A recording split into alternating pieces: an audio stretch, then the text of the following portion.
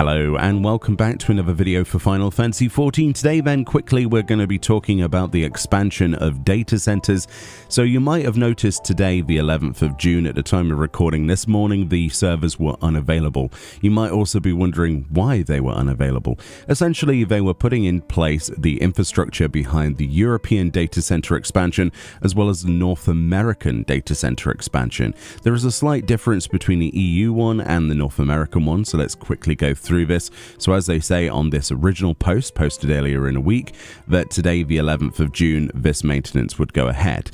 This essentially will implement, at least for the EU side, the new logical data center Shadow. This is actually called a probationary set of worlds designed only to mitigate the congestion that arises with Dawntrail's launch, and will only be available for the purposes of data center travel, which is something we didn't know previously. So essentially, they say probationary worlds will be classified as congested on the Lodestone server status page. This classification is intended to indicate their restrictions on new character creation and homeworld transfer, rather than the actual congestion status of these worlds. So if you see on the Lodestone that the Shadow data center with its 4 new worlds, Innocence, Pixie, Titania and Tycoon, are congested, it actually just is a different kind of label saying that this is not for creating characters on. Basically, this is a really good option. Essentially, if you've ever played one of these expansions before and you've tried to log into your home server or your home data center and you've just got like a 2000 queue, this should alleviate that, or at least attempt to. On the character creation screen, you can right click or subcommand your character and choose visit another data center. That's one of the options. There's also visit another world, but visit another data center will allow you to access Shadow for this sole purpose. So there are 4 worlds. That's basically what Shadow is. And on the US side, it's a completely different story. So this is essentially new worlds added to the Dynamis data center. So this, again, was maintenance at the same time this morning. And it says new worlds. In fact, there are 4 new worlds to Dynamis. We've got Cthulane, Golem, Kraken, and Raphelsia. I don't know how to pronounce any of that. It says, while the new worlds are not currently visible on the data center selection screen, players will be able to select them as options when creating a new character or using the data center travel system. So essentially, this is for new players.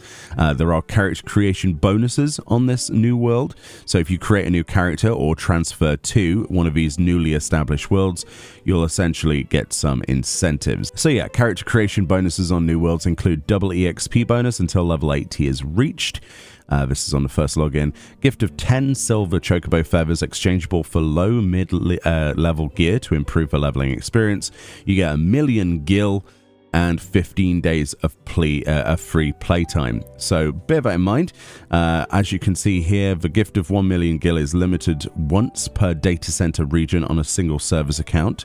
So you can't do this multiple times. And of course, you've also got the limitation on that 15 days of game time, limited to once per service account when creating a new character on either a new world or preferred world. And the characters on free trial, you must purchase and registration of a game prior to reaching level 30 is required to receive those bonuses. So if you were to, on your free trial on this brand new world, get to level 30 or above, you would miss out on those bonuses if you did want to subscribe to the game. So bear that in mind. And it says, when requirements for the free time play bonus are met, 15 days of playtime will be added to your account upon changing areas or your next login.